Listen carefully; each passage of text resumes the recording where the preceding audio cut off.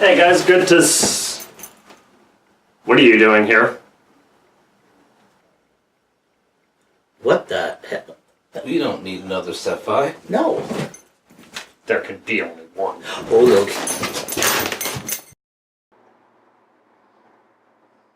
Hello, Hamora.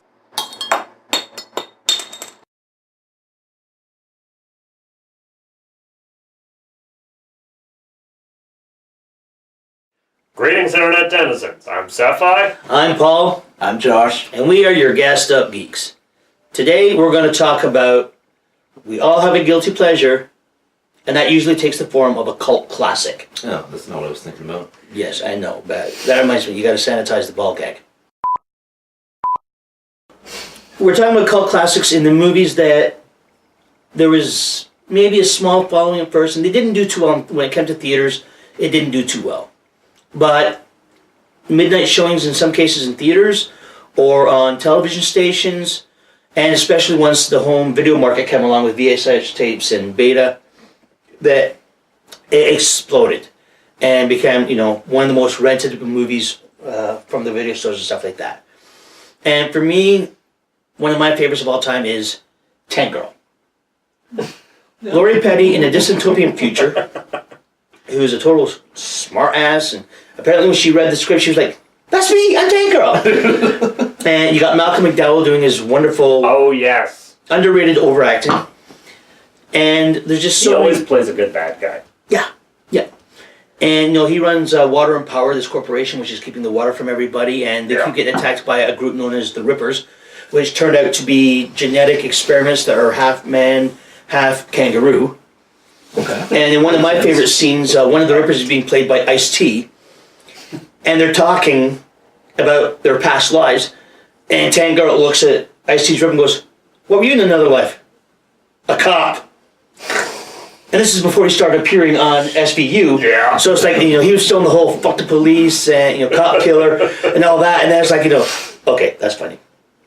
And it's just loaded with funny stuff left, right, and center.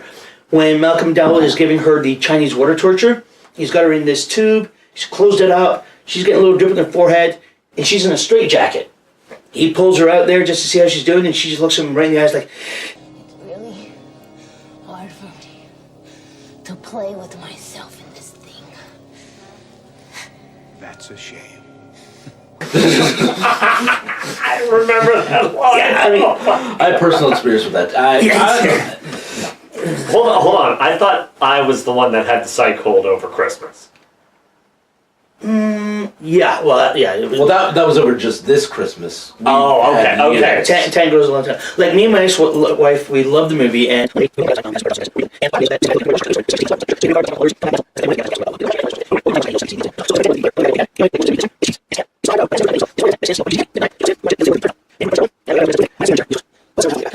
That's yeah, too bad. being a smartass runs in my family. Can you tell? So I mean, with stuff like that, can you think of a cheesier cult classic? Oh, if you want cheese,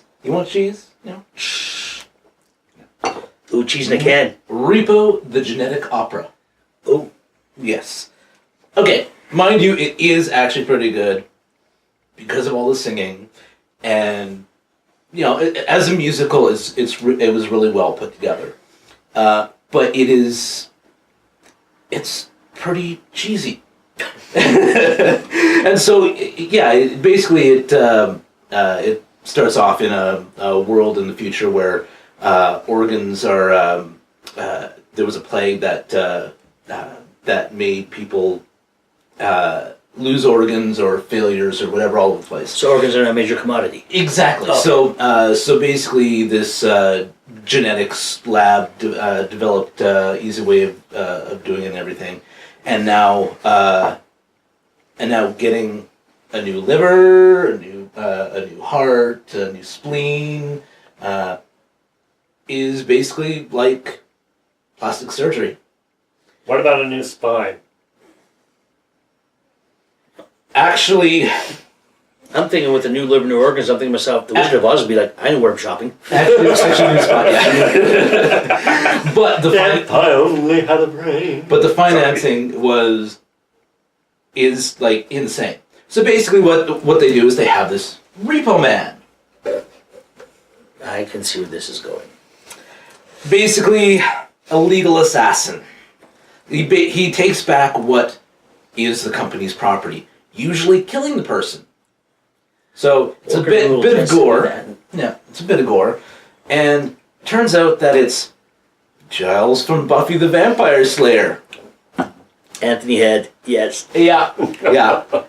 He is absolutely amazing in it too. He's an amazing singer, as we can all tell from Once More with Feeling. I've got a theory that it's a demon, a dancing demon. Nah, something isn't right there. I've got a theory, some kid is dreaming, and we're all stuck inside his wacky Broadway nightmare. I've got a theory, we should work this out. It's getting eerie, what's this cheery singing all about? And it's just this great cast and just this gore. It's amazing together. Didn't they do a remake of that a couple years ago? You're probably thinking about the same one. Repo Men? No, that's something totally different. No, that's way different. Yeah. Okay, I stand corrected. There you're sitting. Yeah, whatever. One of my favorite cult classics, because this has always been one of my big fandoms. Stargate, the original movie. I mean, I was a big fan of SG-1, Atlantis. I even enjoyed a little bit of Stargate Universe. I will concede to that. I hate to say it, but he's not insane about that. About that. Yeah. And this is Stargate, where O'Neill's with one L. I want to make sure you get one thing right. It's O'Neill, with 2 L's. There's another Colonel O'Neill with only 1 L. He has no sense of humor at all. Yes. Okay. Yes. With 1 L. First time on... God, what was the name of the planet anymore? I can't even remember. I forget. Sig, come on. Yeah. It was all very Egyptian, I know that much. Yeah. But, yeah, Daniel Jackson, played by James Spader, figures out how to make the Stargate operate. They wind up on this planet that Sig has now told us about. Thank you again. Egypt. We may have been drinking. Yeah. That never happens. Yeah. Anyway, they discover this almost thriving Egyptian civilization collecting this quartz-like material for their god, who shows up halfway through in a spaceship and basically continues subjugating everyone. Nuclear explosion in his face. Everyone goes home except for Daniel Jackson, who is now married. He moved quick. Well, it's kind of the definition of a cult classic, because it didn't have that much of a following, but it shows how much of a following it gained afterwards by getting a series. Yeah. Well, I mean, 2 or 3. And 2 direct-to-video movies. I mean, SG-1 alone lasted for 10 years. Yeah. Yeah. Yeah, it actually got a plaque for longest running North American sci-fi series. They have, of course, added North American because it's not American? North American. Yeah, not American. Yeah. But, unlike Doctor Who, which ran for a lot longer, there was a lot less British accent in Stargate, so. How am I forgetting the name of that goddamn planet? Egypt. Okay. Any other favorites for you? Yes. One of the best cult classics of all, Highlander. Well, if you're mentioning Highlander. You remember what happened the last time a Scotsman held a sword? Yeah, exactly. And there's alcohol, too. Yeah. Highlander. I mean, it didn't do too well. Christopher Lambert and Clancy Brown, which, it scared the heck out of me later on in years to find out that Clancy Brown did the voice of Mr. Krabs on SpongeBob SquarePants. Because he's so vicious and badass. Like, I mean, in the movie, he almost gets decapitated. And so, what he ends up doing is putting literally safety pins in his throat to keep his head on. He's Lovely. yeah, and the fact that all the immortals are fighting to the one day where there can be only one, so they're fighting for the prize, and it gets to that point, and a lot of great scenes in it. And one of my personal favorites is when they talk about a duel that McLeod had during the puffy wig days, and he's drunk out of his gourd and all that stuff. And at one point he goes to swing, and the wig covers his face, and you just see him go, Jesus Christ, I've gone blind. And so to this day, whenever something like in the dark or something like that, like suddenly all the lights go off around me, I'm like, Christ, I've gone blind. I get some strange looks more than usual.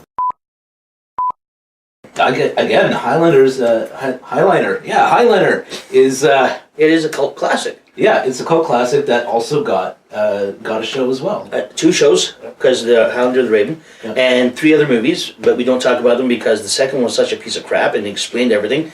Everybody wanted to forget it. And then Highlander 3 came out, and it was pretty much a clone of Highlander, the first movie, so they jokingly called it Highlander 3 The Apology. And then Highlander 4 came out, which was a tie-in to the TV show. And there was also another one that came out as well, The Quickening. And there was even a cartoon, which started very future. So, a lot of spin-offs there, because people love it that much, but just, yeah. All right, but I think here is the ultimate cult classic. The Frighteners, with Michael J. Fox. Now, this is a movie about a guy that got a traumatic brain injury and can now see, hear, and talk to ghosts. And he uses 2 of his neighborhood-friendly ghosts, not Casper, to basically shyster anyone out of every cent they've got, until he comes across the ghost of a serial killer. That would be a problem. But here's actually what makes it the ultimate cult classic. Now, back in, I think it was 97 or 98, Comet Hale-Bopp. Yeah. You remember the Heaven's Gate cult? Yeah, they died with purple cloths on their head, dressed in black, and white running shoes. Yeah. They had a list of approved movies for viewing. One of them was The Frighteners. I can just imagine, Michael J. Fox and Jackson and all the rest of them during the filming. Hopefully one day this will be a cult classic. You got your wish! Yes! But seriously, how can you get more cult classic than a movie approved by a cult? I have one that tops every...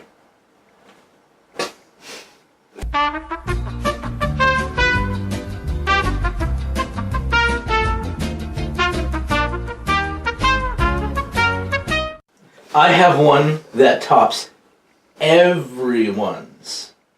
Oh, really? It's astounding. Oh? Thank you, Sig. Yes. The Rocky Horror Picture Show. I should have known. Yeah. Okay, seriously. There's a video of me on my 40th birthday doing Sweet Transvestite on YouTube. I'm just a sweet transvestite. I'm transsexual, Transylvania.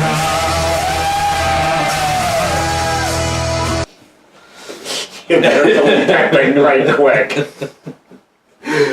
Yeah, no. But I'm sorry, that is like, it's one of those that just breaks the norm for the time and stands the test of time. Still does. Yeah, still stands the test of time.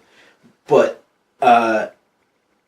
it was just this shock to everyone that it didn't really take off. Yeah, it has problems. But yeah, no, it's... I mean, yet it's one of the few movies that has its own audience participation. Yes. And more so everyday kind of thing, It's almost like now it's a rite of passage if you're like a rock and roll have our type of personality and interests. It's like a rite of passage to introduce the next generation. Like I have a son, you guys don't have any kids, so the day came where it's like, time to introduce my son into the Rocky Horror Picture Show. And he was like, what the fuck? Well, to be quite honest, my introduction to it was from my mom. I sat there, I was like, okay, it's a movie, all right. Rite of passage. I never really got it. And then I watched it again with some friends, and I'm like, oh.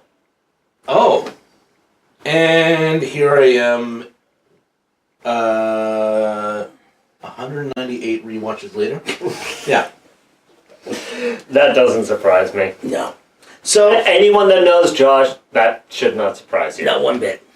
So, there's our take on cult classics. What do you think? You got some of your favorites? Let us know in the comments. Let us know on Twitter. Until then, I'm Paul. I guess I'm Josh. So, those are our top favorites for... And speaking in tongues, I'm part of a cult.